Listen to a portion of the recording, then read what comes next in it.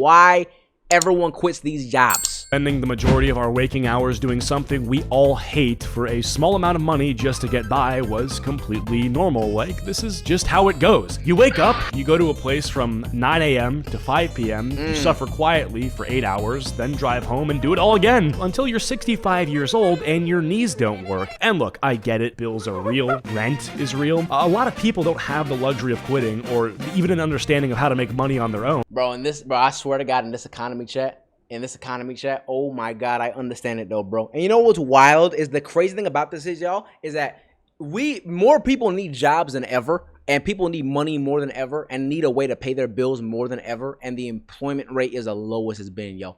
I see content all over social media chat of people talking about how they can't get jobs, how they apply nonstop and they can't find no freaking work. They get interviews, they get meetups, they do all this shit, and they always get the same typical email saying, you know, we regret to inform you, or whatever it was. And it's like, I feel it, yo, because I've had that experience many, many times as well, where it's like, bro, instead of doing this bullshit, I regret to inform you that you were not selected, but we wish you the best of luck. They don't give a shit, yo. I would much rather just don't email you at all, or just say you weren't selected and keep it a buck and keep on moving. That's all I'm going to ask for, bro, because at the end of the day, we need to work. But there is a difference between a job that's like kind of boring and a workplace that is actively designed to make you feel like you made a series of very bad decisions in your life. So today we're talking about those places, the jobs where people start working just fine and come out a completely different person. These are the most miserable places to work, and by the end of this, you're gonna look at your current job very differently. If you happen to be... What do y'all think are the worst jobs, bro? I'm not gonna lie, I've worked so many jobs in my day. I think probably my least favorite. Oh, I don't know, bro. I did Amazon delivery. That shit was terrible. Like, that was actually genuinely one of the worst jobs I had, because I was doing summer heat in a van that had no AC with a big ass Michael Jackson afro. So it was very, very tough out there. Serving jobs were ass. Retail's ass. Working at Ace Hardware was very, very depressing. What was your favorite? My favorite job ever was probably like doing some property management stuff, which was like a more higher tier job that I was doing. But in general, though, bro, I think that just any of the base 9-to-5 jobs, even though we got to do them to pay the bills initially, bro, they're all ass. They're all ass. Like, if I had to pick one that was the best out of all the evils, I'd probably say serving, because, like, you're always on your feet, you're talking to people, and you're getting good tips. Retail's probably the most depressing, though, yo. Oh, my God. The only reason why Ace Hardware was, like, somewhat tolerable is because I was doing the goddamn forklift driving in the back. So I had my AirPods in, I was lifting pallets and shit, and I was kind of doing my own dolo stuff. So it was a little bit more tolerable.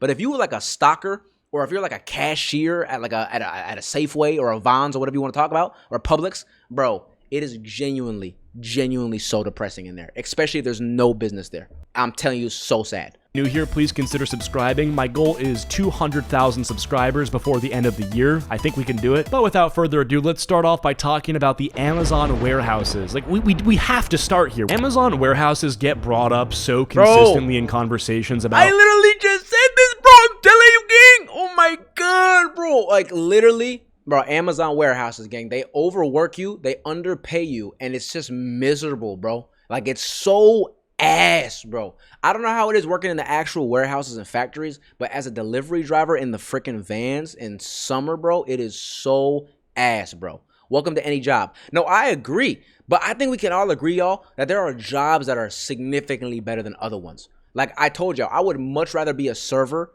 than work at an Amazon warehouse. Not even close, yo. It's ass. And like the wage payment, bro, also, once again, at least you have tips. At least I can bounce off tips and meet people and socialize and somewhat enjoy my fast-paced environment. At Amazon, bro, you lifting boxes all day, driving in the heat all day, and you're not getting no tips at all unless some generous person wants to give you one out of the like grace of their heart, which is not gonna happen. Bad working conditions that it's almost become a joke. Like, if you even utter the words Amazon warehouse, people already know that you're urinating in water bottles for your bathroom break. Oh my God. People use this job as a reference point for why their job could be worse. Like, the guy scooping Chipotle bowls for 10 hours a day is thinking to himself, well, at least I get to use a real bathroom. And these workers at Amazon... Bro, but at least you also got to get food, bro. Amazon, you have the freaking vending machine that you got to pay for. At least at Chipotle, you get a free burrito. That's the very best of it, I'll be honest. And I could listen to music in the back while I was washing dishes. Chipotle was also a job that was a little bit better than Amazon, I'll be honest. Fulfillment centers are tracked constantly. Their every movement is logged through handheld scanners that record scan rates, idle time, and productivity scores in real time. My Oh husband my used to God, ejaculate bro. prematurely until this. Who gives My a damn hubby about was premature ejaculating so fast, ejaculation? and he What? gets so anxious about it.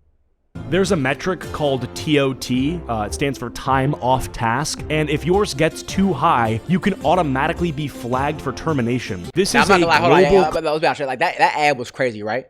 Chipotle so gas, what the fuck? What? I know, right? Isn't that crazy, yo? Like, why am I getting ads for premature ejaculation while I'm trying to watch something about Jeff Bezos' bullshit company? Premature ejaculation ad is insane.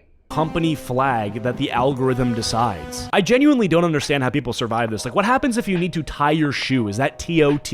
Are you burning precious flaggable seconds on your shoelace? Amazon warehouse jobs, they remind me of RuneScape. You're doing these long grinding tasks, What is RuneScape? trying to make absolutely zero XP waste with all of your movements and clicks just to accomplish one quest. The turnover rate for this place was reportedly so extreme internally that Amazon was apparently burning through its entire available workforce in certain regions within just a few years. They were Damn. totally aware of this. I almost feel like they don't even care. They might bump up the working conditions slightly to improve the worker turnover rate until they find the perfect ratio of worker suffering to maximum efficiency. Pretty much seeing how much torture they can get away with before people quit. I haven't worked in a warehouse. I want to be... I worked at the Amazon warehouse, y'all, for about a month. And I'm telling you, genuinely, I think it might have been the worst job experience I've ever had in my life, bro.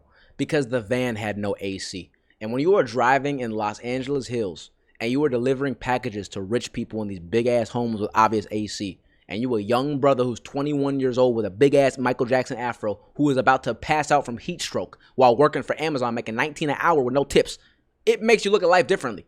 Probably the shortest job I ever had in my life. It was about a month long, and the worst experience, like without question. clear about that. So if you have and you love it, then good for you. I don't think I ever could. I'll stick to my YouTube job. Thank you very much. At the very least, Amazon fulfillment centers do fulfillment. These call centers, which is next on the list, do Oh my nothing but God, annoy bro. everybody. Call centers are a specific kind of misery that operates differently from warehouse work. Like, it isn't physical, it's psychological in a way that kind of sneaks up on you very slowly. So you sit at a desk, you put on a headset, and for the next 8 hours, strangers call you specifically to either yell at you, cry at you, or hang up on you. And Bro, I don't understand how they always get my number. I'm scared of call centers. Yo, low-key me too. Because how do they keep getting my information? Yo, I don't know if this happens to y'all, but every day, I'm talking about on average, I'm being so serious, not an exaggeration. I get probably at least 5 to 10 calls a day. A day from random businesses. Random companies talk about credit repair or selling me some damn solar service or some damn... Bro, there's people who've been calling me since I was in high school thinking that my name is Frank. Oh my God, y'all. I got to fill y'all in on this lore, yo. Don't pick up. Yo, Sarah, but the thing is, I also don't want to not pick up because sometimes it could be a number that I don't know that might be an important call. You know what I mean? Because there are times where people will have a number that I don't have saved, but it's somebody that I should talk to business-wise. You know what I mean? Somebody who got my number, contacted me, whatever it is. Like, yo, I don't know what these people want from me and how they get my information. So I have to pick up sometimes, right? But usually it's a scam. It's genuinely the most annoying thing. I don't know how much these people get paid. I don't know if they're using a script. I don't even know what the point is and how many actual sales they get.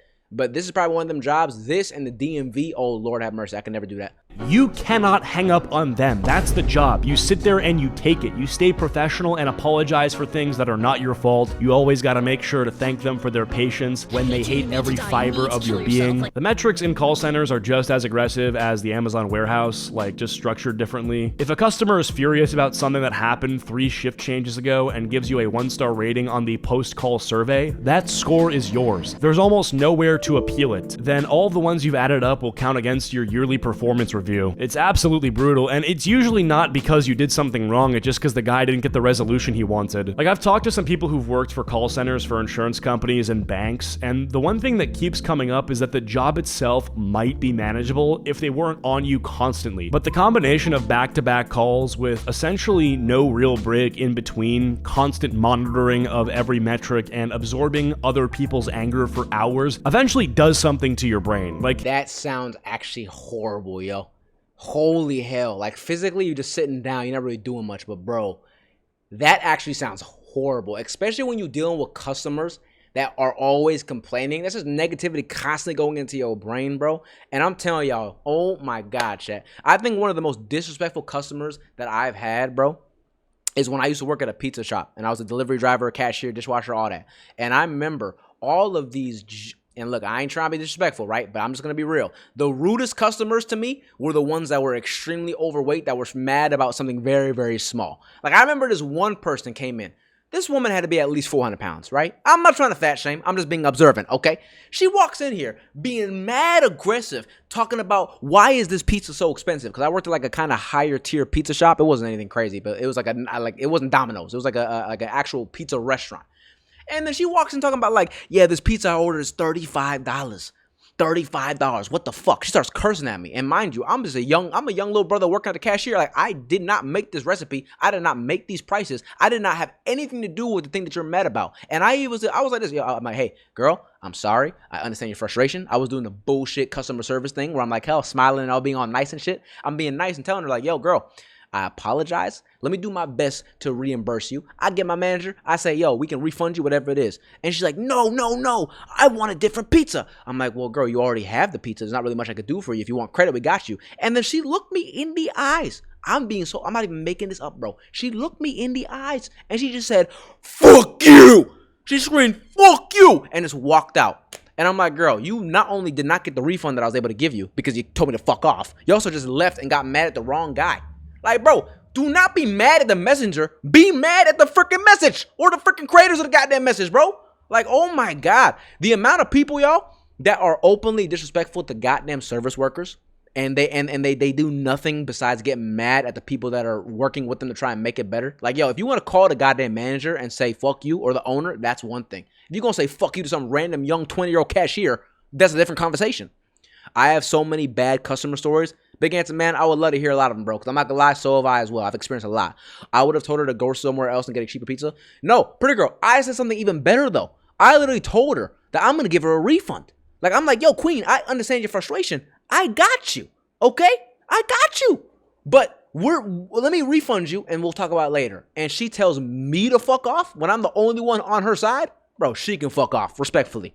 You know, how can you go from someone screaming in your ear and hanging up on you and trying to process it to like a millisecond later, a beep just goes off in your ear telling you the next call is live? That can make anyone want to jump off a bridge. Every friend that I have that does this always describes like coming home and just not wanting to talk to anybody. These people just are fully hollowed out from social interaction, bro. And they grow kind of, what's the word? Is it myopic? No, it's misanthropic. It's pretty much someone, I'll just read what it says. It describes an attitude, behavior, or personality marked by a general hatred, dislike, or profound distrust. A misanthropic drunken loner. Oh my God, that sounds depressing. Of humankind. Anyway, moving on, we've got fast food. And fast food workers deal with so much disrespect. It's actually sad. Think about modern internet slang. One of the most demeaning things you can say to someone is to tell them to put the fries in the bag. Like, yo, I'm not gonna lie, I get it though, bro. That's a funny ass insult. Because it's true though, man. Like, there are some people that deserve that, bro. The people who act like they're something they're not, and they're like on this high horse, bro. And they're like, they're just acting like somebody who's a superior human being. And it's like, yo, gang, just put the fries in the bag, bro. There's nothing wrong with that, yo. You're making an honest living. You're not selling crack, so I prefer you being a bagger or whatever it is. But like, it is a pretty freaking hilarious ass statement. Put the fries in the bag. It's someone's job. When I was 10 years old, I remember being at a friend's house and his dad took us to McDonald's and his dad crashed out at the poor guy working at McDonald's because I think he forgot some sauce. This was like 15 years ago. And I made this promise to myself that I would never be on the other end of that. The issue isn't always the work itself. A lot of people who've done it will tell you that a busy shift actually goes fast. The problem is everything surrounding the work. The fact that these franchise owners think that a McDonald's located in the heart of New York City can function properly with 3 employees is insane. Nah, bro. This about to send me right now, y'all. Because I actually experienced this in my daily life, bro. This is what I was saying earlier, chat, bro. We have an employment crisis, right? Like, more people than ever need jobs and can't find some. Like, I think we have the most unemployed people in America in a very long time, right? And then everywhere I go, bro, if it's a restaurant or the grocery store, wherever it is, I'm telling you right now, it is understaffed as shit. I'm talking about it will be busy as hell. The grocery line is to the back of the store, and there's only 2 cashiers with no baggers, bro. It's crazy. Like, how do you expect us to, and bro, I don't understand how they expect us to actually function like this, yo. You're going to talk about how we need people to work, and then you won't hire people to get this job done. Like, there is no situation, yo, why there should be a line to the back of a freaking grocery store, ever. Why are there no lines open? I'm glad I never worked in retail or fast food. Pretty girl, I will be honest, even though it's a great thing that I don't wish for anybody to have, I also think it's a necessary experience because I think that me being able to work at a fast food restaurant instilled a lot of experiences in my life that molded me to who I am. I got a lot of appreciation and grace for life because of that, because I dealt with a lot of bullshit during those times. They're fulfilling 6,000 orders a day. It's really the quantity, you know, it's not the thing itself, it's how often you have to do it. I saw this video a while back where someone just filmed their entire McDonald's shift because they wanted people to see what it actually looks like. Oh my God. The GoPro footage you've seen probably. It just looks exhausting, and it's just for what, $7 an hour, maybe 10? That's just not gonna work. If you're maybe $7 an hour, I don't even care if the cost of living is cheap, bro. An hour of your time should not equate to $7, bro. That is just so disrespectful. An hour of your time equaling $7, bro. be 15 years old, then you need a job, then go for it, but this should be a temporary thing for everybody. And look, it's not like a shameful thing. Like, if you're in a situation, then I totally get it, but your goal should be like, save as much money as possible, work as much as you can, and make a plan during all of this for where you're headed next. If you can make, what, $1,500 a month working at McDonald's, and you're maybe 19 or 20 and your parents kick you out of your house, you could probably find some dog shit apartment to live in with a friend for like a few months while you're where?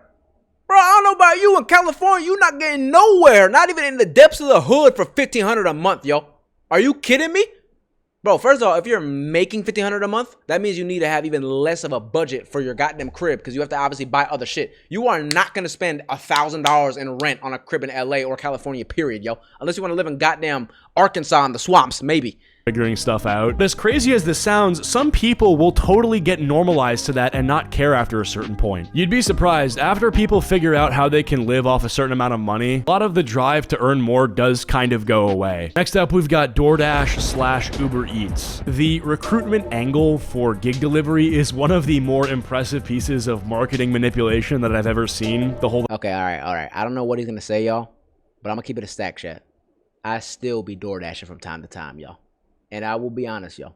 At times, it do be hitting. It do be hitting, bro. Like, I think DoorDash has its issues, bro. But the slander is a bit unjustified, bro. It is. I'm not trying to defend no billion-dollar corporation because obviously fuck all of them at the end of the day. But I will be real, bro. If I had to pick many of the jobs that I've had in my past life experience, DoorDash has saved me more times than I can count. Especially when I moved to LA during COVID times, y'all. Oh my God, bro. I had no job. I just got my first apartment. And I'm telling you, during the pandemic, bro, COVID times, bro, it was busting, yo. I'm talking about at least 4+ racks a month. Like, you could make above minimum wage doing DoorDash, and it actually made sense because gas was cheaper back then. Now, it doesn't equate as much. I think if DoorDash wants to be a peak company, they got to start reimbursing your gas mileage a little bit at least. But outside of that, bro, I would still pick DoorDash over so many other careers, bro. It's not even close. Fuck Amazon. Fuck fast food. I'm going with DoorDash. like be your own boss thing, set your own hours, work as much or as little as you want. On paper, this sounds fucking awesome. You have a car and your phone, and if you need money, you know, you can just drive around whenever you want. Sounds like it connects the dots. And the first couple weeks usually do feel fine. Like you'll pick up a few shifts and the money hits your account, so it feels really good. But then you start doing the math. If the gas is constant, you're not getting that subsidized. How much they pay now? That's what he's talking about. Yeah. So, I mean, look, the thing is, it kind of varies, right? Because it's like, if you're having a busy ass day, then it's a lot. I'll be honest. Like, for example, I think the most I made on DoorDash in one day was like $300. And that was when I was like grinding. I'm talking about like a 9 hours worth of driving. And also on top of that, bro, you have a lot of downtime. You don't have to talk to no boss. You are your own boss. You're working on your own schedule. It's a pretty nice gig, I'll be honest, when you're making money. The most depressing shit, though, which you can't even control because obviously this is based on people ordering. It's not DoorDash as a company. Is when it's dead weight and there's no one ordering. That's when it sucks. When you're really sitting out just waiting. But other than that, though, I'm not gonna lie, it's still better than most jobs. If I lived in a city and had like an e-bike, I would DoorDash. It depends what city you're in. Because I'm gonna keep it a buck, bro. If you're in a big city like LA, SF, Miami, New York, Chicago, etc., like big cities, I see people doing it on bikes. I just don't think it's efficient, bro. It's gonna take longer to make deliveries. You can't go as far. You can't get as much of a big payout because you're going on a limited distance, right? So it's like if you got a bike and no car, obviously do what you can do. But bro, there's be times where I get deliveries where I drive 10 miles and it'll pay 30 to 40 bucks, and I'm like, okay, I'm not gonna do it on a bike, but that's actually a pretty good gig. I'll be honest. If I'm driving 8 to 10 miles and making almost half of $100, that's not that bad.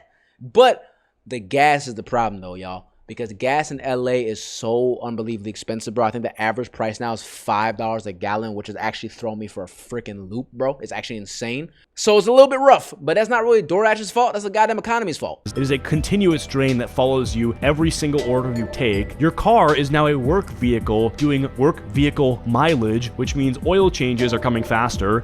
You need to lower your ads, gang. I just got a 2-minute and 30-second ad. See, Robin, you wasn't saying that when people was gifting you subs, girl. You wasn't complaining about that when people was gifting you subs, girl. And first of all, it's not even 2 minutes and 30 seconds. It's 2 minutes every hour. I think every hour is 2 minutes, which is actually low, y'all. I'm taking less ad revenue so I can get lower ads because I can't turn them off, unfortunately. That's the downside of being an affiliate, y'all, is that you can make ad revenue, but you can't turn it off. Turn ads all the way up. BHM, I am not going to do that, bro. I will have nobody in here if my ads are all the way up. And I don't blame you. I wouldn't be in here either. Are you kidding me? Because I think when you turn ads all the way up, it's like 25 minutes of ads an hour, which is egregious, yo. Anyways, y'all, log back in. Brake wear is happening 10 times as fast. Your tires are bald after 2 days. And DoorDash nor Uber Eats give a fuck about that. So the real hourly rate after you subtract fuel and apply some rough estimate of vehicle wear, we're talking a $4 delivery becoming something like 75 cents of profit for 30 minutes of work. Everyone who— That's an exaggeration. That's an exaggeration, yo. That is literally an exaggeration. This is somebody who has never worked DoorDash or Uber Eats a day in their life. I'm going to say that right now. Does DoorDash usually ends up doing it for a few months, and then one car problem unravels the whole thing, and now you're fucked because you're not back at zero. You're literally in the negative. There's also no sick days, no health insurance, no unemployment. If you're out of work for a week or two, like at least give these dudes some car warranty add-on for their hard work. My buddy Daniel was hyped at his DoorDash earnings and was putting in 10 hours of work a day, and then he forgot to change his oil for 2 months, and now he owes $12,000 in repairs for a— Bro, that's his fault. Why are you blaming Uber? Bro, I hate how I'm defending corporations right now because I hate corporations. But like, bro, why are you blaming DoorDash and Uber Eats for you forgetting to change your oil so your car broke down? That's literally your fault, gang. Change your goddamn oil. Like, why are you getting mad at them saying, oh, they don't pay enough and do this? Like, bro, you should change your oil, gang. Over here getting mad at these people who didn't make you DoorDash and didn't make you drive. And they didn't make you forget your goddamn oil. Blown motor, and he also still owes $20K for the car loan. These corporations are evil. I think the best way to do it is to rent some sort of electric car at 30 bucks a day and then work 15 hours straight, so you might actually break a profit. Or what I've seen some people do is if they're dating, they just do it with their girlfriend or boyfriend. They listen to music the whole time and chat, so it's kind of passive income while they're just spending time together. Oh, also, you get so lost in some of these places, you have no idea where someone's door is or what the gate code is. Like, all this bullshit you have to deal with is super frustrating. Nah, I'm not gonna lie, y'all. I be getting mad as hell when the order did not pay a lot, and I be doing laps. Like I'm trying to find a maze for some big ass apartment complex, or the customers are bad at ordering and they don't put any information on the goddamn notes. Oh my god. There are parts about it that are ass, yo. I'm still gonna defend it a little bit than other jobs, but like, bro, there are parts about it that are mad frustrating. But once again, that is not the company. That is literally the people who are ordering on a freaking app. But I've seen some people I know make some decent money from it, but I don't think it's a sustainable full-time job at all. Moving on, we've got theme parks and resort work. I can't imagine standing in like 100-degree Florida or California I even think about this. A Mickey Mouse costume with little kids that kick me because they want to hear me make funny sounds. That might be worse than the Amazon one, like honestly. Maybe you feel good because you're making these kids happy, but after a while, you're gonna grow, like you're gonna hate children. You're gonna be like, I don't know though, y'all. That's one of the few jobs that I haven't worked. Would y'all work in an amusement park? I don't know, bro. It does sound kind of fun, though. Because, like, I don't know. I feel like it's one of those jobs where you would really not have to do much. You kind of just walk around, do maybe some checks on, like, people, like, getting in the rides and whatnot. But, like, working at Disneyland compared to, like, a random jack-in-the-box, some bullshit retail job or whatever it is, that low-key sounds better to me. No? I mean, bro, I don't know. It kind of sounds like it'd be lit. I could be wrong, though. Obviously, all these jobs are kind of bullshit at the end of the day because you gotta deal with a lot of bullshit people. But if I had to pick one over the other, I feel like working at Disneyland low-key would be a little bit better than any other job. California heat is not that bad to me. As of right now, it's really bad. I'm not gonna lie, Shantae's really, really bad. And also, low key, ironically, working at Disneyland right now would piss me the hell off because it's been like 100 degrees on average or 90 degrees on average every single day this week, and it's gonna continue to be like that for the rest of the week. So outside of that, but working at Disneyland during like winter, fall time when it's not blazing outside because there's no shade at freaking amusement parks, I'm cool with that. A reverse pedophile. I don't even have much to say about this. Like, if you have to stand there, I mean, I know they have shifts and stuff, but bro, it's like you're not building any skills. You're not socializing with people. It just seems fucked. Like, this just seems miserable. I'm thinking about this. This sucks. Anyway, listen, if you're in one of these right now, I'm not here to tell you what to do. You know your situation better than I do, and I wish you best of luck out there. So maybe at some point I'll make a video about the best side hustles you can do for cash, and some of those will probably pay better than this, but you guys so much for watching, and I'll see you guys all in the next video. Goodbye. But yeah, fuck Amazon for how much they pay their company or their employers. But Amazon also is a great company when it comes to delivering things to my house. So I can't lie. I got a love and hate relationship with Bezos because he should be spending more money on his goddamn employees. But at the same time, though, the service is pretty freaking good.